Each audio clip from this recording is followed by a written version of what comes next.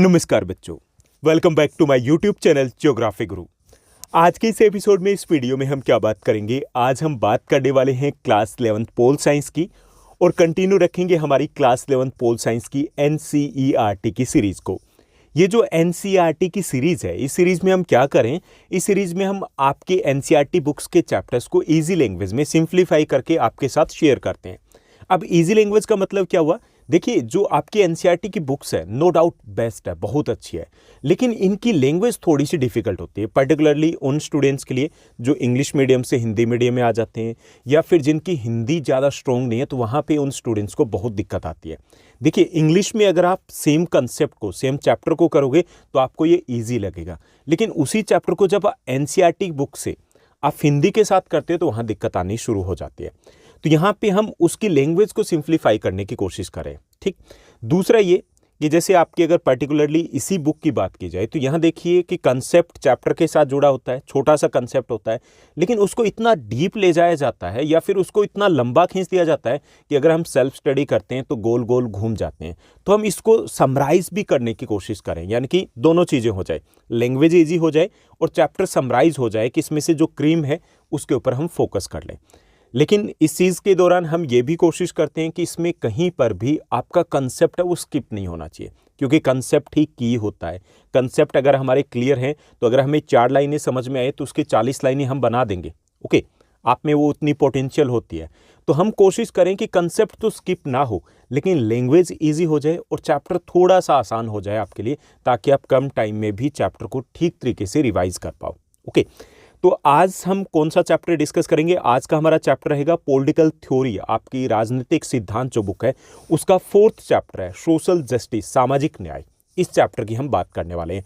तो इस पूरी बुक में वैसे थ्योरेटिकल तरीके से जो कंसेप्ट है उसी पर पूरा चैप्टर बेस्ड होता है। जैसे इस चैप्टर की बात की जाए तो यहाँ पे सामाजिक न्याय, न्याय की बात की गई कि न्याय क्या होता है, ओके, जस्टिस क्या होता है, कितने टाइप का होता है, इसकी अलग अलग डेफिनेशन दी गई, अलग अलग फिलोसफर्स वो जस्टिस, न्याय के बारे में क्या क्या सोचते हैं, वो परिभाषाएं दी गई है। उसके बाद ये कि न्याय को प्रदान करने के लिए क्या किए जा सकता है, कौन से 3 कदम है जो उठाने चाहिए, उसकी बात की गई है। और एंड में हम डिस्कस करेंगे कि इंडियन गवर्नमेंट ने अब तक कौन से स्टेप्स उठाए हैं इस सोशल जस्टिस के लिए, सामाजिक न्याय के लिए। ओके, आसान सा छोटा सा हमारा ये चैप्टर रहेगा और चैप्टर के साथ ही क्लियर हो जाएगा कि हाँ, ये क्वेश्चंस है जो 1 मार्कर में आ सकते हैं, या आपका 3 मार्कर में आ सकता है, या फिर ये आपका 5 मार्कर में आ सकता है। लेट्स बिगिन, चलिए शुरुआत करते हैं हम आज के इस चैप्टर की। तो सबसे पहले हमें क्या समझना? सबसे पहले हमें समझना कि ये न्याय, जस्टिस होता क्या है। देखिए, आपने बहुत सारी कहानी सुनी होगी अपने दादा से, नाना से, नानी से, ओके, दादी से। तो जब वो पुरानी कहानी अगर हम सुनते हैं, या फिर आपने अगर कहीं पे यूट्यूब वगैरह पे देखी है, तो वहाँ पे एक शुरुआत होती है कि राजा था, राजा बड़ा न्यायप्रिय था। यानी पहले जो राजा होते थे तो उनका एक मेन जो कर्तव्य माना जाता था वो न्याय माना जाता था। अब की बात की जाए तो अभी राजा तो नहीं होते, किंग तो नहीं होते, लेकिन अभी जो प्रधानमंत्री होते हैं, राष्ट्रपति होते हैं, मुख्यमंत्री होते हैं, वो एक तरीके से मॉडर्न राजा होते हैं। तो उनसे भी यही सेम एक्सपेक्टेशन हमारी रहती है कि वो न्यायप्रिय हो। तो न्याय एक राजा का प्राथमिक कर्तव्य होने के लिए प्राचीन समाज में धर्म से जुड़ा हुआ था, क्योंकि ये एक प्राथमिक कर्तव्य था कि सबसे पहले ये कंडीशन अप्लाई होती थी कि राजा अच्छा है या बुरा है, तो डिपेंड करता था कि वो कितना न्यायप्रिय है, यानी कि कितना वो सबको एक दृष्टि से देखता है, सबके लिए एक जैसा मैदान तैयार करता है, सबके लिए एक जैसे नियम कायदे कानून तय करता है। तो वो एक महत्वपूर्ण गुण या क्वालिटी मानी जाती थी राजा की। और ये उस वक्त धर्म का एक महत्वपूर्ण हिस्सा माना जाता था कि अगर राजा न्यायप्रिय नहीं है मतलब वो अधर्मी है, राजा न्यायप्रिय नहीं है मतलब वो धार्मिक नहीं है, राजा न्यायप्रिय नहीं है मतलब उसमें नैतिक गुण का अभाव है, ऐसा माना जाता था। न्याय का संबंध हमारे जीवन और सार्वजनिक जीवन से जुड़े नियमों से होता है, जिसके द्वारा सामाजिक लाभ या कर्तव्यों का बंटवारा किया जाता है। अगर हम साधारण सी भाषा में कहें तो न्याय का अर्थ क्या होता है? न्याय का अर्थ होता है कि मतलब सबके साथ वैसा ही करना जैसा वो डिजर्व करते हैं। ओके, सबको उनके मतलब जैसा उन्होंने काम किया है उसके अकॉर्डिंग उनको फल देना या फिर सजा देना, वो न्याय है। तो ये न्याय है वो हमारे व्यक्तिगत जीवन से भी जुड़ा होता है और ये सार्वजनिक जीवन से भी जुड़ा होता है कि समाज में भी भेदभाव नहीं होना चाहिए, किसी एक तबके के साथ या समाज के किसी वर्ग के साथ, किसी राज्य के साथ भेदभाव नहीं होना चाहिए, न ही किसी व्यक्ति विशेष के साथ भेदभाव होना चाहिए। तो उसे हम न्याय कहेंगे। तो ये प्राचीन समय से ही हमारे जो सार्वजनिक जीवन है या फिर जो हमारा राजतंत्र है उसका एक महत्वपूर्ण हिस्सा रहा है। प्राचीन भारतीय समाज में न्याय था वो धर्म के साथ जुड़ा था, जिसकी स्थापना राजा का परम कर्तव्य था। जैसे आपने टीवी सीरियल देखे या फिर पौराणिक कथाएं सुनी है तो उसमें भी ये था कि कई बार युद्ध इसलिए हो जाते थे न्याय की स्थापना के लिए, कहा जाता था कि न्याय युद्ध है ये। ओके, ऐसा कुछ कहा जाता था। आपने अभी लॉकडाउन में भी काफ़ी सारे टीवी सीरियल देखे होंगे, तो उसमें भी जो मेन कंसेप्ट कहाँ निकल के आया, निकल के यही आया कि न्याय था वो। अगर कहीं पे गलत हुआ तो उसको सही करने के लिए भी युद्ध किए गए थे। ओके, वो न्याय था। और उसमें हम ये भी मानते हैं कि ऊपर वाला ईश्वर है वो भी न्याय करता है, देर होती है अंधेर नहीं होती, कर्मों का फल होता है। हम बोलते हैं ना कर्मा रिटर्न्स, कि कर्मों का फल होता है, तो उसको भी हम न्याय मानते हैं कि ऊपर वाले का न्याय है। और जहाँ तक जिसके पास अधिकार होते हैं ना, वो सक्षम अधिकारी होता है जो न्याय कर सकता है।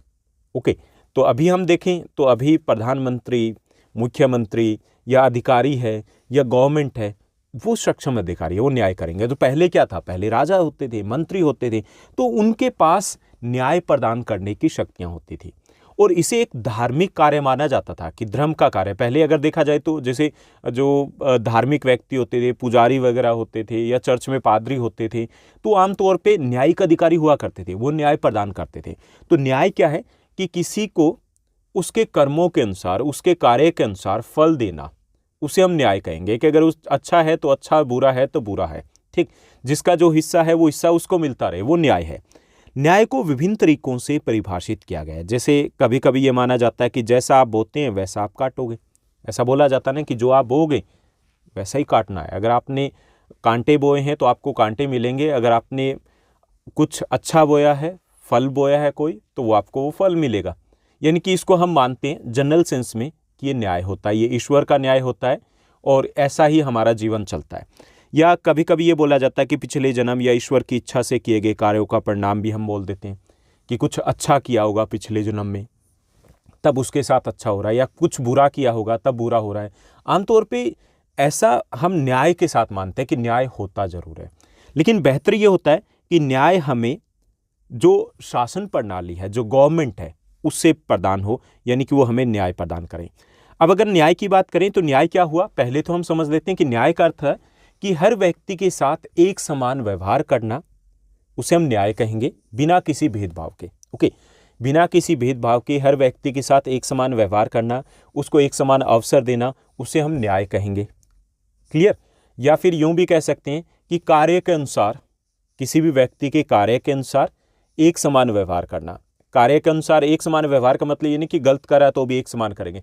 कार्य के अनुसार, उसने जो कुछ किया उसके कर्म के अनुसार एक समान व्यवहार करना, या उसकी योग्यता के अनुसार एक समान व्यवहार करना, तो उससे हम न्याय कहेंगे। तो एक सिंपल सी परिभाषा मैं आपको देता हूं कि न्याय क्या है कि किसी भी व्यक्ति के साथ उसकी योग्यता और उसके कर्म के अनुसार एक समान व्यवहार करना, उसे हम न्याय कहेंगे। यानी कि योग्यता भी देखनी है और उसका कर्म भी देखना है, उसके अनुसार फिर एक समान व्यवहार करना, चाहे वो कोई भी व्यक्ति हो, अपना पराया नहीं देखना, तो उसको हम न्याय कहेंगे।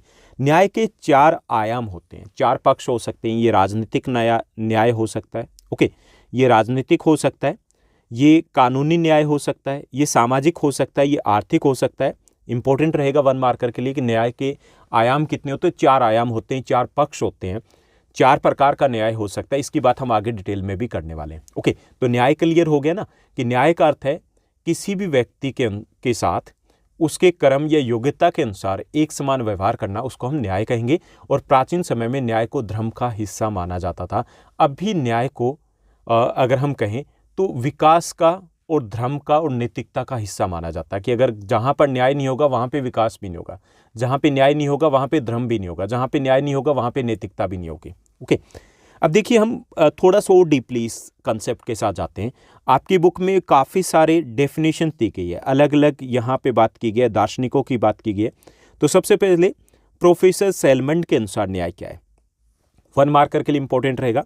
तो प्रोफेसर सेलमंड के अनुसार न्याय हर शरीर को उचित हिस्सा बांटने का एक साधन है। उनके अनुसार क्या है कि न्याय हर शरीर को उचित हिस्सा, उचित हिस्से में बहुत कुछ आ जाता है। उचित हिस्सा का मतलब है कि जितना वो डिजर्व करते हैं, कि हर व्यक्ति को जितना वो डिजर्व करते हैं उतना हिस्सा मिलना चाहिए, तो उसे हम न्याय कहेंगे। यानी कि हर व्यक्ति के साथ उसी अनुपात में व्यवहार करना जितना कि वो डिजर्व करते हैं। ओके, तो उसे हम न्याय कहेंगे। तो हर न्याय उनके अनुसार कि न्याय हर शरीर को उचित हिस्सा बांटने का साधन है।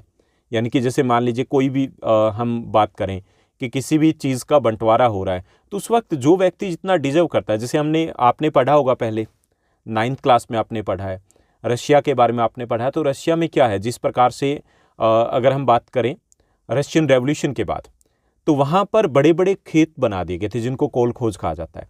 और उसमें फिर किस व्यक्ति को वेतन कैसे मिलता है, जिसने जितना काम किया, जिसने जितना कार्य किया उसके अकॉर्डिंग उनको वेतन मिल जाता है। तो वो क्या, वो न्याय है, यानी कि जितना जो डिजर्व करता है उसको उतना मिल गया। तो यहाँ पर भी प्रोफेसर सेलमन ने उसी तरीके से कहा है कि न्याय हर शरीर को, हर व्यक्ति को उचित हिस्सा बांटने का एक साधन है। अगर हम बात करें मार्क्सवादी विचारधारा के अनुसार, तो उनके अनुसार अपनी ज़रूरतों के अनुसार प्रत्येक से अपनी क्षमता के अनुसार कार्य लेना और समानता स्थापित करना न्याय है। जैसे अगर हम यहाँ पे सेलमन के अनुसार, तो यह कि हर व्यक्ति को उसके क्रम के अनुसार उचित हिस्सा मिलना न्याय है। ठीक सेलमन की परिभाषा होगी। मार्क्सवादी विचारधारा की बात करें तो उनके अनुसार कि उनकी प्रत्येक व्यक्ति की ज़रूरतों के अनुसार, प्रत्येक व्यक्ति की क्षमता के अनुसार कार्य लेना और समानता स्थापित करना उसको न्याय कहा, कि हर व्यक्ति की ज़रूरत या सामर्थ्य के अनुसार उससे कार्य भी लेना है और समानता स्थापित करने की कोशिश भी करनी, उसको उन्होंने न्याय कहा है। यानी कि यहाँ पे दो परिभाषाएं आ गई। एक तो सेलमन की, प्रोफेसर सेलमन की परिभाषा आ गई कि न्याय हर शरीर को उचित हिस्सा बांटने का साधन है, और मार्क्सवादी विचारधारा के अनुसार कि अपनी ज़रूरतों के अनुसार प्रत्येक से अपनी ज़रूरतों या क्षमता के अनुसार प्रत्येक व्यक्ति से कार्य लेना और समानता स्थापित करने की कोशिश करना, वो न्याय है। ओके, यहाँ पे सेलमन की डेफिनेशन है वो ज़्यादा इंपॉर्टेंट आपके लिए रहेगी कि न्याय क्या है। छोटी सी डेफिनेशन करनी है कि प्रोफेसर सेलमन के अनुसार न्याय हर शरीर को उचित हिस्सा बांटने का साधन है। या फिर कहीं पे अगर कंफ्यूज हो तो कंक्लूजन आप सब एक जैसा लिख सकते हो, अपनी लैंग्वेज में लिख सकते हो कि न्याय का अर्थ है कि प्रत्येक व्यक्ति को उसके सामर्थ्य के अनुसार हिस्सा मिलना, उसे हम न्याय कहेंगे। तो ये भी आपका करेक्ट रहेगा। ओके, उसके बाद देखिए इंपॉर्टेंट, उससे कहीं ज़्यादा इंपॉर्टेंट है ग्रीक दार्शनिक प्लेटो के अनुसार न्याय क्या है। उनकी डेफिनेशन देखिए, उनके अनुसार न्याय किसे कहेंगे। तो देखिए जो ग्रीक दार्शनिक प्लेटो है, उन्होंने अपनी पुस्तक, अपनी जो बुक है द रिपब्लिक, उसमें न्याय की व्याख्या की है। उन्होंने कहा कि न्याय का अर्थ है मनुष्य को वह देना जो उसके लिए अच्छा हो। अच्छा हो मतलब इसका अर्थ ये सरल शब्दों में कहें तो मित्रों को लाभ देना, शत्रुओं को बुराई देना, यानी कि कर्म के अनुसार उसको हिस्सा देना। प्लेटो के अनुसार अगर हम बात करें तो प्लेटो के अनुसार कि न्याय क्या है, न्याय है कर्म के अनुसार उसको हिस्सा देना। अच्छा किया है तो अच्छा और बुरा किया है तो बुरा देना। अब देखिए उन्होंने आगे जब इसको डिफाइन किया तो उन्होंने कहा कि मित्रों को लाभ देना और शत्रुओं को बुराई देना। ओके, मित्रों को लाभ देना और शत्रुओं को हानि देना, उन्होंने ये कहा, इसको डिफाइन किया। जब अगर हम इस बुक में थोड़ा सा डीप जाते हैं तो इन्होंने पहले देखिए कि न्याय की व्याख्या करते हुए उन्होंने ये बताया कि न्याय का अर्थ है मनुष्य को वह देना जो उसके लिए अच्छा हो, और सरल शब्दों में उन्होंने कहा कि मित्रों को लाभ देना चाहिए और शत्रुओं को हानि देनी चाहिए। अब देखिए इस सिद्धांत की आलोचना की जाती है आमतौर पे कि मित्र और शत्रु, इसका अंतर करना कठिन है। यानी कि हम कैसे ये तय करेंगे कि कौन मित्र है कौन शत्रु है। और दूसरा ये कि अगर इसके अनुसार हम आचरण तय करें तो हो सकता है कि हर कोई जो विरोधी है वो हो सकता है कि वो अपने अनुसार कर्म कराओ, लेकिन वो तो शत्रु की श्रेणी में आ जाएगा। तो हालांकि इसकी आलोचना की जाती है, जो प्लेटो के अनुसार डेफिनेशन दी गई कि हमें किसके अनुसार कि मनुष्य को वह देना जो उसके लिए अच्छा है, जो मित्र हैं उनके लिए अच्छा और जो शत्रु हैं उनके लिए बुरा करना, उसे न्याय का दर्जा दिया गया। हालांकि इसकी आलोचना की जाती है। उसके बाद देखिए नेक्स्ट हम डेफिनेशन देखेंगे, अगली जो परिभाषा न्याय की दी गई इसमें है चीनी दार्शनिक कन्फ्यूशियस के अनुसार न्याय क्या है कि चीनी दार्शनिक कन्फ्यूशियस के अनुसार अगर बात करें तो गलत करने वालों को दंडित और भले लोगों को पुरस्कृत करना, इसे हम न्याय कहेंगे। यानी कि इनकी डेफिनेशन थोड़ी सी ज़्यादा बैलेंस्ड हमें लग रही है कि जो गलत करता है उसको दंडित करना और जो अच्छा करता है उसको पुरस्कृत करना, उसे न्याय कहा गया है, और इसी से ही संतुलन बना रहता है। तो ये ज़्यादा बेटर एक डेफिनेशन यहाँ पे निकल के ये कन्फ्यूशियस की। उसके बाद सुकरात के अनुसार न्याय क्या है कि दार्शनिक सुकरात के अनुसार कि यदि सभी अन्यायी हो जाएंगे तो कोई भी सुरक्षित नहीं रहेगा। तो साधारण शब्दों में उन्होंने कहा कि हर व्यक्ति को उसका जो वाजिब हिस्सा है वो देना न्याय है। यानी कि वाजिब हिस्सा हर व्यक्ति को मिले जो वो डिजर्व करता है। ओके, वो उसको मिले तो उसे हम न्याय कहेंगे। और इसके लिए क्या करना पड़ेगा, इसके लिए कि जो गलत कर रहा है उसको सजा भी देनी पड़ेगी और जो अच्छा कर रहा है उसको हमें पुरस्कृत भी करना पड़ेगा।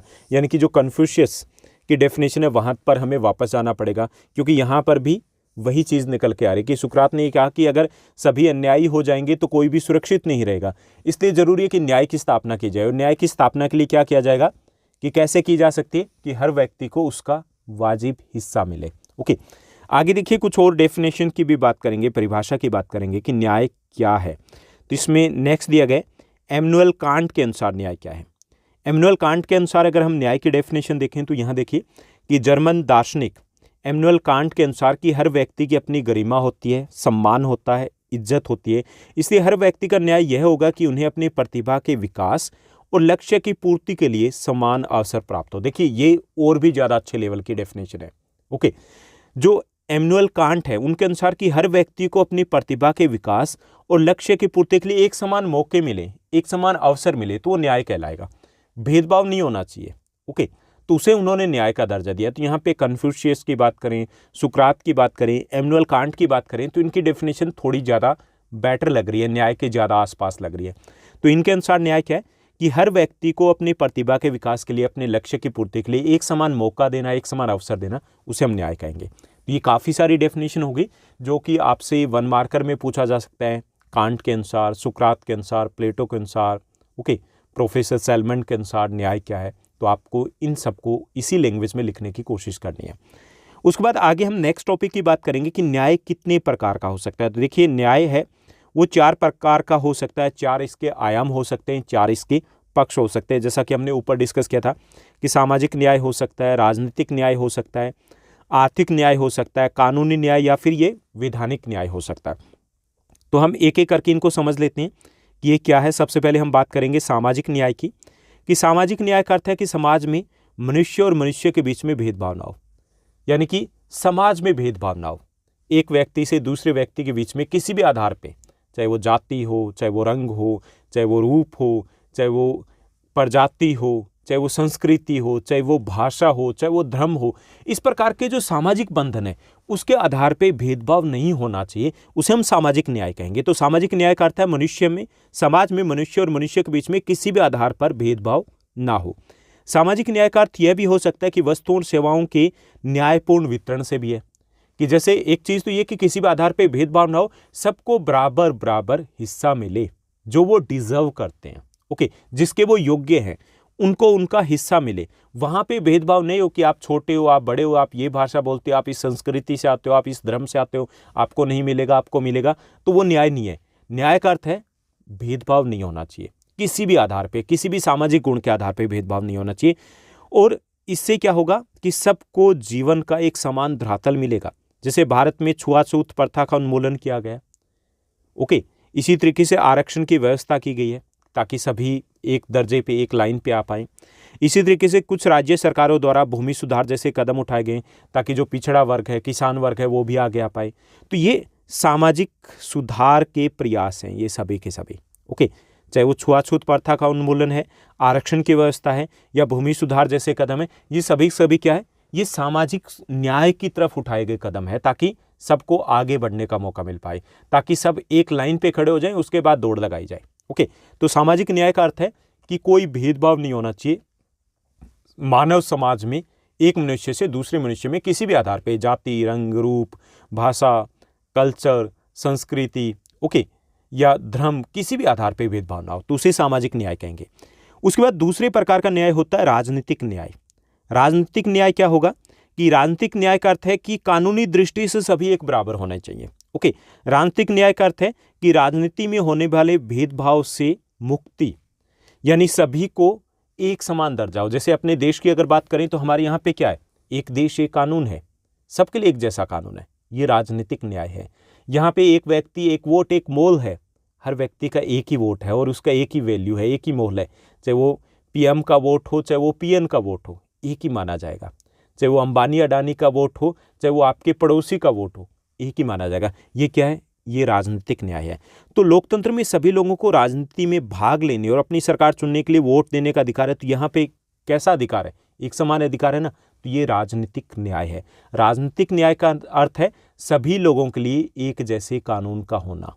ओके, कानूनी समानता, इसको हम राजनीतिक न्याय का दर्जा देंगे या राजनीतिक न्याय कहेंगे इसे।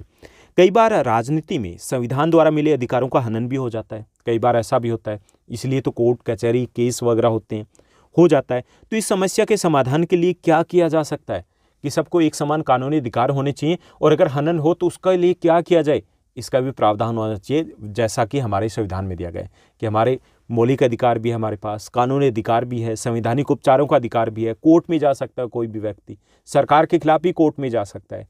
तो ये राजनीतिक न्याय प्रदान करने की कोशिश की गई, तो इसे हम कहेंगे राजनीतिक न्याय, यानी कि राजनीतिक न्याय का अर्थ है कानूनी समानता, जहां पर कानून के आधार पर भेदभाव ना हो। जैसे देखिए कि समाज के कुछ तबकों के लिए, SC और ST वर्ग के लिए सीटें आरक्षित की गई है। कहाँ पे? लोकसभा में। कहाँ पर? राज्यसभा में भी है। कहाँ पर है? विधानसभा में भी है। ओके, लोकल गवर्नमेंट के जो इलेक्शंस है वहाँ पर भी है। तो ये किस लिए किया गया है? ये राजनीतिक न्याय के लिए, ताकि सबको आगे बढ़ने का मौका मिल पाए। उसके बाद तीसरे प्रकार का न्याय होता है वो होता है आर्थिक न्याय। आर्थिक न्याय का अर्थ है कि संसाधनों का उचित बंटवारा, साधनों का उचित बंटवारा, यानी कि आर्थिक न्याय का अर्थ है कि सबको आगे बढ़ने का बराबर मौका दिया जाए, आर्थिक तौर पर आगे बढ़ने का मौका दिया जाए, तो उसे हम आर्थिक न्याय कहेंगे। हालांकि आर्थिक न्याय का जो रास्ता वो ज़्यादा टेढ़ा मेढ़ा है। राजनीतिक न्याय, सामाजिक न्याय है वो सरकार जबरदस्ती लागू कर सकती है, लेकिन आर्थिक न्याय के लिए केवल माहौल प्रदान किया जा सकता है। ये नहीं किया जा सकता कि सबके वेतन एक जैसे होंगे, ऐसा तो नहीं किया जा सकता है। इससे समाज पीछे हो जाएगा, क्योंकि जो काम करने वाले वो काम करना छोड़ देंगे और जो नहीं करे वो बिल्कुल भी नहीं करेंगे, कि मिलना तो एक ही बराबर है। लेकिन इसके लिए अवसर प्रदान किए जा सकते हैं कि संसाधनों को एक समान बंटवारा हो, आगे बढ़ने के सबको एक समान अवसर दिए जाएं, अच्छे स्वास्थ्य सुविधाएं दी जाए, अच्छी शिक्षा की सुविधाएं दी जाए। ओके, और जैसे जॉब एडमिशन वगैरह में भेदभाव ना हो, तो इससे एक मौका मिलेगा, मैदान मिल जाएगा, दौड़ लगाइए। ओके, तो इसे हम आर्थिक न्याय कहेंगे, यानी कि सभी लोगों को आर्थिक तौर पर आगे बढ़ने के एक समान अवसर देने को हम आर्थिक न्याय कहेंगे। और इसके लिए उन लोगों को जो थोड़े से आर्थिक दृष्टि से पिछड़े हैं या असहाय हैं या जो पिछड़े वर्ग हैं, उनको कुछ हद तक जैसे आरक्षण है या आर्थिक मदद, स्कॉलरशिप वगैरह मिलती है ना स्कूलों में, वो क्या है, वो आर्थिक न्याय के लिए ही दिया जाता है। जैसे BPL कार्ड बने होते हैं, सस्ते अनाज के आपने डिपो देखे होंगे। ओके, जॉब में भी जो रिजर्वेशन दिया जाता है वो सभी आर्थिक न्याय के ही प्रयास है, ताकि जो वर्ग पीछे रह गए, जो लोग पीछे रह गए, जिनकी गाड़ी छूट चुकी है, वो भी उस गाड़ी में बैठ पाए, बराबरी पे आ पाए। तो वो कोशिश यहाँ पर भी कोशिश की जाती है कि सबको आर्थिक तौर पर भी एक समान अवसर प्राप्त हो और एक समान रूप से वो आगे बढ़ पाए। उसके बाद फोर्थ जो रहेगा कि न्याय का चौथा जो प्रकार है वो है कानूनी या फिर वैधानिक न्याय। अब कानूनी या वैधानिक न्याय है, जैसे राजनीतिक न्याय में हमने बात की थी कि एक समान राजनीतिक अधिकार मिले। कानूनी अधिकार जो कानूनी हमारा न्याय है वो एक तरीके से राजनीतिक न्याय के जैसा ही है, उसमें सिर्फ राजनीतिक अधिकारों की बात की गई थी। यहाँ पर बात की गई कानूनी समानता और कानूनी व्यवस्था की, कि यहाँ पर कानूनी तौर पर जो कानून है वो भी किसी भी आधार पर भेदभाव ना करे। तो इसको आप अलग भी मेंशन कर सकते हो, और या फिर आप राजनीतिक और कानूनी जो न्याय है उसको एक साथ भी मेंशन कर सकते हो। तो ये हुए कि न्याय कितने प्रकार का होता है, 4 प्रकार के। सामाजिक न्याय है, राजनीतिक न्याय है, आर्थिक न्याय है और कानूनी या फिर वैधानिक न्याय है। उसके बाद हम बात करेंगे कि सामाजिक न्याय की स्थापना के 3 सिद्धांत कौन से। बहुत इंपॉर्टेंट क्वेश्चन है ये, चैप्टर का मेन क्वेश्चन है ये, कि सामाजिक न्याय की स्थापना के लिए 3 सिद्धांत होते हैं, कि 3 तरीके से कोशिशें की जा सकती है। तो पहला सिद्धांत है कि समान लोगों के प्रति समान बर्ताव करना, कि सभी के लिए समान अधिकार हो, भेदभाव नहीं होना चाहिए, कि जो एक जैसे लोग हैं उनके साथ एक जैसा व्यवहार किया जाए। नागरिकों को उनके वर्ग, जाति, नस्ल, लिंग, भाषा, संस्कृति, क्षेत्र, धर्म, इस आधार पर भेदभाव नहीं होना चाहिए, बल्कि उनके काम, उनकी योग्यता, उनके कार्यकलाप है उसके आधार पर उनको जांचा जाए। ओके, चाहे वो किसी भी रंग रूप का हो, किसी भी जाति से हो, किसी भी धर्म से हो, अगर वो एक जैसी योग्यता रखता है, एक जैसा कार्य करता है, तो उसके साथ एक जैसा व्यवहार होना चाहिए। अगर उसने बुरा किया तो सबके साथ एक जैसा व्यवहार होना चाहिए, जिन्होंने बुरा किया है एक ही तरीके से। इसमें बीच में कहीं पे जाति, रंग, रूप, भाषा, संस्कृति, कल्चर, धर्म, क्षेत्र, ये नहीं आना चाहिए। ओके, तो पहला तो ये कि समान लोगों के प्रति समान व्यवहार होना चाहिए, समान बर्ताव होना चाहिए। अगर भिन्न जातीय वर्ग के 2 व्यक्ति एक ही काम करें तो उन्हें समान मेहनताना या पारिश्रमिक मिलना चाहिए, एक समान वेतन मिलना चाहिए। ओके, तो पहला तो ये कि एक देश एक कानून। ओके, कानूनी समानता एक तरीके से हो गई कि यहाँ पर सबके लिए नियम कायदे कानून है वो एक जैसे होने चाहिए। ये नहीं कि वो आ गए तो उसके लिए अलग रहेंगे, वो आ गए तो उसके लिए अलग रहेंगे, ये नहीं होना चाहिए। तो पहला सिद्धांत ये कि समान लोगों के साथ समान बर्ताव होना चाहिए अगर हमें न्याय की स्थापना करनी है। दूसरा है समानुपातिक न्याय। दूसरा जो सिद्धांत है वो है समानुपातिक न्याय, कि समानुपातिक न्याय का अर्थ है कि कुछ परिस्थितियां ऐसी होती है जहां पर बर्ताव समान अगर हम करें तो गलत हो जाएगा। जैसे अगर परीक्षा में बैठते हैं, सभी स्टूडेंट्स हैं, उनको एक जैसे अंक दे दिए जाएं कि भाई समानता है, वो तो गलत हो जाएगा ना, वो सही नहीं है। ऐसे ही यहाँ पे न्याय नहीं हो सकता। लेकिन समानुपातिक न्याय का अर्थ यहाँ पे क्या है कि जिसका जो कौशल है, जिसकी जितनी मेहनत है, उसके अकॉर्डिंग उसको हक मिलना चाहिए। जिसने जो मेहनत की, जिसने जो कौशल दिखाया, जिसमें जो योग्यता है, उसके अकॉर्डिंग उसको हक मिल जाए तो उसे हम समानुपातिक न्याय कहेंगे। तो ये दूसरा सिद्धांत होता है कि जिसकी योग्यता है, जिसका जितना उसने मेहनत की है, उसके अकॉर्डिंग उसको वेतन मिलना चाहिए, उसके अकॉर्डिंग उसको रिजल्ट मिलना चाहिए जो वो डिजर्व करता है। तो उसे हम समानुपातिक न्याय कहेंगे कि हर जगह पे हम एक समान तरीके से नहीं देख सकते, लेकिन जहाँ पर जरूरी है कि एक समान लोगों के लिए एक समान बर्ताव किया जाए, और कुछ जहां पर पहलू है वहां पर समानुपातिक बर्ताव हो, समानुपातिक न्याय होना चाहिए। ओके। उसके बाद तीसरा जो सिद्धांत होता है सामाजिक न्याय का, तीसरा सिद्धांत ये कि विशेष जरूरतों का विशेष ख्याल रखना। ये भी जरूरी होता है कि जब कर्तव्यों और पारिश्रमिक का निर्धारण किया जाए तो लोगों की विशेष जरूरतों का भी ध्यान रखना जरूरी है। जैसे कुछ महत्वपूर्ण संदर्भों में ये एक समान नहीं हो सकता, लेकिन जरूरी होता है, जैसे आरक्षण है। ओके। जैसे बुजुर्गों के लिए है, कुछ अलग नियम कायदे कानून होते हैं। ओके। इसी तरीके से जैसे अगर हम बात करें महिलाओं के लिए अगर कुछ विशेष व्यवस्था की गई तो वो जरूरी है। तो ये भी सामाजिक न्याय में आता है कि जो कमजोर तबके हैं उनको भी आगे बढ़ने के लिए मौका दिया जाए। तो ये तीन सिद्धांत आ जाएंगे, समान लोगों के लिए एक समान बर्ताव हो, दूसरा समानुपातिक न्याय हो, और तीसरा विशेष जरूरतों का भी विशेष ख्याल रखा जाए। ओके। तो बहुत इंपॉर्टेंट क्वेश्चन है कि किस तरीके से सामाजिक न्याय की स्थापना की जा सकती है। तो इसमें इन तीन सिद्धांतों को ध्यान में रख करके सामाजिक न्याय की स्थापना की जा सकती है। उसके बाद देखिए एक इंपॉर्टेंट आपके 2 या 3 मार्कर के लिए एक इंपॉर्टेंट क्वेश्चन बनेगा कि रोल्स का न्याय सिद्धांत क्या है। रोल्स का न्याय सिद्धांत आपकी बुक की अगर बात करें तो उसमें अच्छा खासा डिटेल में भी इसको दिया गया कि अज्ञानता के आवरण, ये जो टाइटल है, इसके द्वारा रोल्स ने न्याय सिद्धांत को प्रतिपादित किया है। उन्होंने इस पर आधारित एक न्याय का सिद्धांत दिया, एक थ्योरी दिया, कंसेप्ट दिया कि यदि व्यक्ति को यह अनुमान न हो कि किसी समाज में उसकी क्या स्थिति होगी, उसे समाज को संगठित करने के कार्य या नीति निर्धारण करने को दिया जाए, तो वह अवश्य ही ऐसी सर्वश्रेष्ठ नीति बनाएगा जिसमें समाज के प्रत्येक वर्ग को सुविधाएं दी जा सकती है। यानी इसमें यह कहा गया कि जब नीति का निर्धारण किया जाए तो नीति का निर्धारण बिना किसी भेदभाव के होना चाहिए। अगर बिना किसी भेदभाव के अगर वो नीति का निर्धारण होगा तो वो ऐसी नीति लेकर के आएगा जो सबके लिए सर्वश्रेष्ठ होगी, जिसमें सबके लिए एक समान हिस्सा होगा। तो इन्होंने इसे अज्ञानता के आवरण का सिद्धांत भी कहा है कि अज्ञानता के आवरण का सिद्धांत ये जिसमें ये ना हो कि अपने के पक्षपात हो, तो वो सबके लिए एक जैसी नीति का निर्धारण होना चाहिए जिसमें किसी के लिए किसी प्रकार के पक्षपात की गुंजाइश ना हो। तो उससे सामाजिक न्याय की व्यवस्था की जा सकती है। सामाजिक न्याय की स्थापना के लिए जरूरी है कि अमीर गरीब के बीच में जो खाई है उसको कम किया जाए। समाज के सभी लोगों के लिए जीवन की न्यूनतम बुनियादी स्थितियां जैसे आवास हो गया, शुद्ध पेयजल हो गया, न्यूनतम मजदूरी हो गई, शिक्षा हो गया, भोजन हो गया, ये मुहैया करवाना आवश्यक है। तो ये भी रोल्स के न्याय के सिद्धांत का अर्थ है का ही एक हिस्सा है कि रोल्स का जो न्याय का सिद्धांत है वो इस बेस पर आधारित है कि बिना किसी भेदभाव के न्याय प्रदान करने के नियम निश्चित होने चाहिए, प्रयास होने चाहिए, कोशिश होनी चाहिए। लेकिन न्याय प्रदान करने के लिए उन्होंने आधारभूत सुविधाएं हैं वो जरूरी माना है कि पहले अमीर और गरीब के बीच की खाई को कम करना पड़ेगा, और इसको कम करने के लिए कुछ बुनियादी सुविधाएं हैं वो आम लोगों को दी जानी चाहिए, तभी न्याय की शुरुआत हो सकती है। क्योंकि अगर आर्थिक न्याय नहीं है तो भी न्याय अधूरा है, अगर सामाजिक न्याय नहीं है तो भी न्याय अधूरा है, अगर राजनीतिक न्याय की कमी है तो वो भी न्याय अधूरा है। यानी कि न्याय के सभी पक्ष अगर एक साथ नहीं है तो गाड़ी के वो 4 टायर है, 4 में से अगर एक भी टायर ठीक से काम नहीं कर रहा है तो इसका मतलब वो गाड़ी ठीक नहीं है। ओके।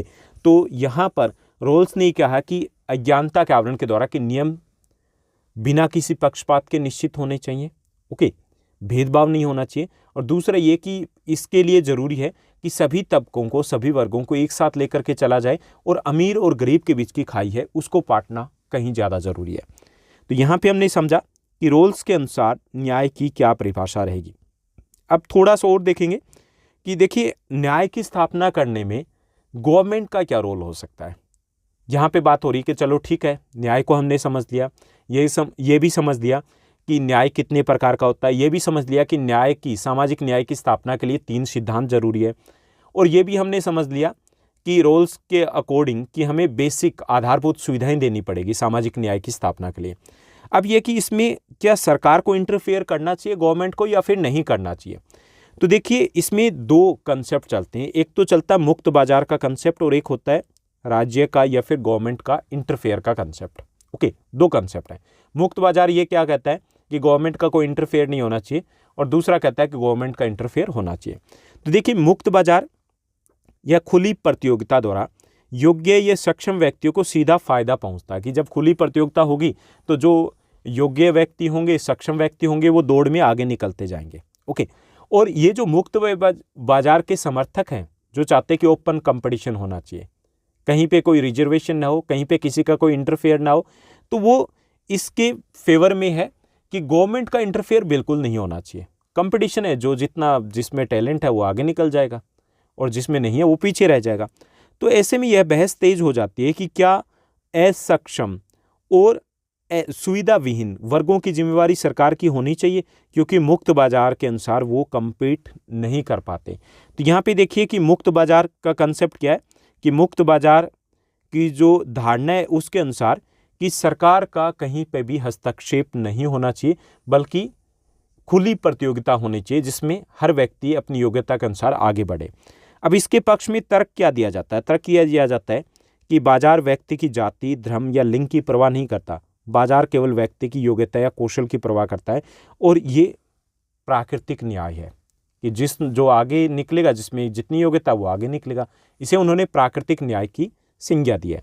इसके विपक्ष में तर्क क्या दिया जाता है? विपक्ष में तर्क यह दिया जाता है कि मुक्त बाजार में ताकतवर, धनी और प्रभावशाली लोगों के हित में काम करने को प्रवृत्त होता है। मुक्त बाजार जो होता है, जिसके पास पैसा आ गया, जो धनी लोग हैं वो आगे बढ़ते जाएंगे, और जो पीछे रह गए लोग वो हमेशा के लिए पीछे रह जाएंगे, उन्हें आगे बढ़ने का मौका नहीं मिलेगा, चाहे बाद में उनके पास कितनी ही योग्यता क्यों ना हो। तो इसलिए ये कहा जाता है कि मुक्त बाजार का ये जो अवधारणा है वो कहीं भी सही नहीं है, बल्कि गवर्नमेंट का इंटरफेयर होना, सरकार का, राज्य का हस्तक्षेप होना आवश्यक है, ताकि सभी को एक समान अवसर मिल पाए। ओके, तो यहाँ पर आपको ये कंसेप्ट समझना है कि मुक्त बाजार और राज्य का हस्तक्षेप का सिद्धांत क्या है, क्या कहता है। थोड़ा सा और समझेंगे हम, यहाँ पे बात करेंगे, ये हमारा लास्ट टॉपिक रहेगा इस चैप्टर का, कि भारत में सामाजिक न्याय की स्थापना के लिए क्या क्या कदम उठाए गए। ये एक लॉन्ग आंसर टाइप क्वेश्चन रहेगा आपका, बहुत इंपॉर्टेंट रहेगा, या यूं कह लीजिए कि मोस्ट इंपॉर्टेंट क्वेश्चन रहेगा ये आपके लॉन्ग आंसर टाइप में, कि भारत में सामाजिक न्याय की स्थापना के लिए क्या क्या कदम उठाए गए। तो इसमें देखिए काफ़ी सारे कदम उठाए गए, जैसे इसमें हम कुछ एग्जाम्पल देंगे, कुछ एग्जाम्पल की बात करेंगे। जैसे निःशुल्क और अनिवार्य प्राथमिक शिक्षा, अभी 6 से 14 वर्ष के बच्चों के लिए मुफ्त और अनिवार्य शिक्षा दी जाती है। जैसे आप गवर्नमेंट स्कूल में जाते हो तो गवर्नमेंट स्कूल में किसी प्रकार की फ़ी वगैरह चार्ज नहीं लिए जाते, इवन काफ़ी सारी स्कॉलरशिप मिलती है, बुक्स वगैरह सब कुछ फ्री मिलती है। कुछ स्टेट में गर्ल्स के लिए up to the 12th class हो गया, या कुछ स्टेट की बात करें तो वहाँ पे up to the 12th class girls और बॉयज़ दोनों के लिए हो गया। कुछ स्टेट में ग्रेजुएशन तक की जो एजुकेशन है गर्ल्स के लिए वो फ्री ऑफ कॉस्ट होती है। तो ये सामाजिक न्याय के लिए एक उठाया गया कदम है, ताकि सभी वर्गों को, सभी व्यक्तियों को आगे बढ़ने का मौका मिल पाए। देखिए एजुकेशन वो सबसे इंपॉर्टेंट वेपन होता है आगे बढ़ने के लिए, विकास का। अगर हमें गरीबी से कहीं से भी आगे निकलना, सबसे ऊपर जाना है, तो एजुकेशन सबसे इंपॉर्टेंट होती है। तो उसके लिए सरकार ने कदम उठाया कि सभी वर्गों को एक समान शिक्षा मिल पाए, आगे बढ़ने का अवसर मिल पाए, उसमें कहीं पैसा बीच में ना आ पाए। ओके, तो ये कोशिश की गई है। इसमें देखिए मिड डे मील जो योजना है वो उसी का ही हिस्सा है, ताकि खाने की भी चिंता ना रहे। ओके, पेरेंट्स अगर वर्किंग है तो उनको भी टेंशन ना रहे कि बच्चे को खाना भी है, खिलाना भी है, उसको साथ लेके जाएं, कौन केयर करेगा। तो ये सब कुछ इसीलिए किया गया। तो ये पहला कदम है सामाजिक न्याय की दिशा में। दूसरा एग्जाम्पल हम देंगे पंचवर्षीय योजना। जैसे पंचवर्षीय योजना हमने रसिया से लिया था, कि सबसे पहले रूस में शुरुआत हुई थी पंचवर्षीय योजना की। 5 वर्षों की योजना बनाई जाती है और उसी के ऊपर फोकस किया जाता है। तो हमने आज़ादी के बाद पंचवर्षीय योजनाओं को अपनाया। पहली पंचवर्षीय योजना में कृषि के ऊपर फोकस किया, दूसरे में उद्योगों के ऊपर फोकस किया, तीसरे में हमने दोनों के ऊपर फोकस किया। तो ये जो पंचवर्षीय योजना है ये भी सामाजिक न्याय के लिए, कि जो सेक्टर पीछे है, जो वर्ग पीछे है उसके लिए योजनाएं बनाई गई थी। इसमें अलग अलग जैसे 2 टाइप की हो सकती है। योजना का अर्थ क्या है? योजना का अर्थ है एक तरीके से प्लानिंग हो गई ना, ये कि क्या करना है, कब करना है और कैसे करना है, ये सोचना, पहले से डिसाइड करना, प्री डिसाइड करना। ओके, तो ये 2 टाइप की हो सकती है। एक तो प्रादेशिक होती है, एक खंडीय होती है। खंडीय मतलब सेक्टरल, इसमें एक पर्टिकुलर सेक्टर के ऊपर जोर दिया जाता है। जैसे हम अभी दिल्ली गवर्नमेंट की बात करें तो एजुकेशन के ऊपर, हेल्थ के ऊपर फोकस किया जा रहा है। तो एजुकेशन, हेल्थ, ये क्या है, यहाँ पे फोकस किया जा रहा है, तो ये सेक्टरल योजना होगी। तो ऐसी जो पंचवर्षीय योजना है तो वो भी सामाजिक न्याय के लिए किए गए एक तरीके से प्रयास है। उसमें अलग अलग इलाकों के ऊपर फोकस किया गया, अलग अलग राज्यों के ऊपर फोकस किया गया। तो ये दूसरा एग्जाम्पल है कि सरकार ने कदम उठाए हैं सामाजिक न्याय के लिए, आर्थिक न्याय के लिए। ओके, तीसरा अंत्योदय योजना शुरू की। अंत्योदय योजना यानी कि सार्वजनिक वितरण प्रणाली का ही हिस्सा है। जो पीडीएस सिस्टम है, पब्लिक डिस्ट्रीब्यूशन सिस्टम, उसी का हिस्सा है। इसके तहत जो निर्धन लोग हैं उनको सस्ते में अनाज उपलब्ध करवाए जाते हैं। सस्ते में, आप जो सस्ते अनाज के डिपो होते हैं तो वहाँ पर बहुत कम रेट के ऊपर, बेहद कम रेट के ऊपर अनाज मिलते हैं। तो वो अनाज किस लिए दिए जा रहे हैं? ताकि वो अमीर गरीब के बीच की खाई को कुछ हद तक कम किया जा सके, ताकि एटलीस्ट उनके घरों में ऐसा तो ना हो कि उनको घर में अनाज ही नहीं है। ओके, ताकि वो बाकी चीज़ों के ऊपर फोकस कर पाए। तो ये भी एक परियोजना, योजना है जिसके थ्रू सामाजिक न्याय प्रदान करने की कोशिश की जा रही है। ऐसे ही वंचित वर्गों को आर्थिक और सामाजिक सुरक्षा दी गई। कई प्रकार की स्कॉलरशिप दी जाती है, कई प्रकार का आरक्षण दिया जाता है।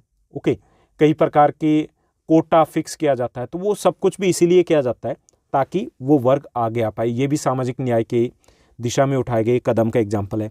ऐसे मौलिक अधिकारों का प्रावधान भी किया गया है।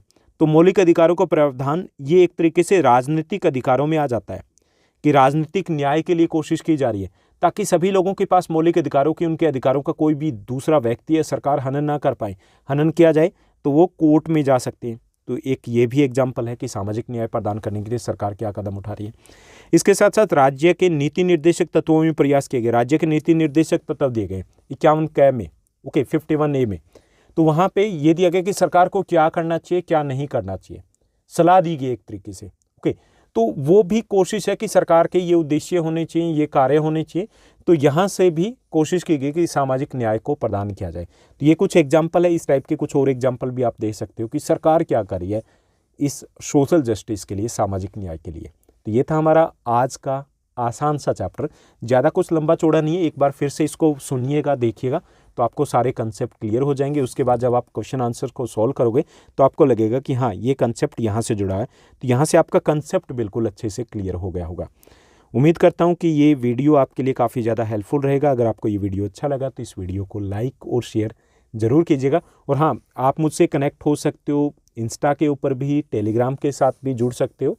और अगर आपके मन में कोई भी डाउट है, माइंड में कुछ भी डाउट है इस चैप्टर से रिलेटेड या वैसे भी किसी और सब्जेक्ट से रिलेटेड, तो आप कमेंट सेक्शन में कमेंट जरूर कीजिएगा। आज के लिए बस इतना ही। Thank you, bye bye, have a nice day.